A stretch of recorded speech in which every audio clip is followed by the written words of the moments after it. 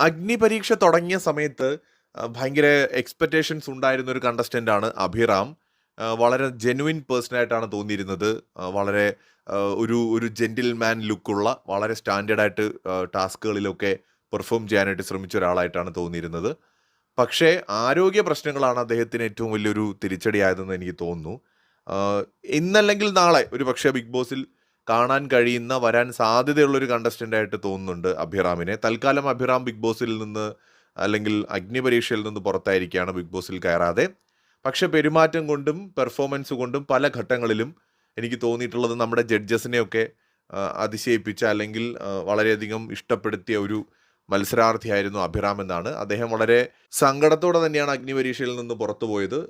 ഈ ഒരു പ്ലാറ്റ്ഫോമിൽ എത്തുന്ന ഏതൊരാളുടെയും സ്വപ്നം, അൾട്ടിമേറ്റ് ഡ്രീം എന്ന് പറയുന്നത് ബിഗ് ബോസിന്റെ വീടിനകത്തേക്ക് കാലെടുത്ത് വെക്കുക, ഒരു ദിവസമെങ്കിലും ആ ഒരു ഷോയിൽ തുടരുക എന്നുള്ളതാണ്. അത് ഈ കപ്പിനും ചുണ്ടിനും ഇടയിൽ നഷ്ടപ്പെടുന്ന ഒരവസ്ഥയായിരിക്കും അതിനകത്തുള്ള പലരും.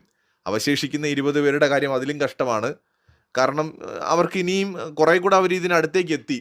ഇനിയാണ് അത് നഷ്ടപ്പെടുന്നതെങ്കിൽ അത് അവർക്ക് വലിയൊരു വിഷമം തന്നെയായിരിക്കും. പക്ഷേ ഇതിവിടം ഒന്നിൻ്റെയും ഒരു അവസാനമായിരിക്കില്ല. ബിഗ് ബോസ് എന്ന് പറയുന്ന റിയാലിറ്റി ഷോ മലയാളത്തിൽ ഇനിയും ഏറെക്കാലം തുടരാൻ സാധ്യതയുള്ള ഒരു ഷോയാണ്. സോ കഴിവുള്ളവർക്ക് ഇന്നല്ലെങ്കിൽ നാളെ ആ ഒരു ഷോയിലേക്ക് എത്താൻ കഴിയുക തന്നെ ചെയ്യും. കൂടുതൽ അപ്ഡേറ്റ്സുമായി വീണ്ടും കാണാം.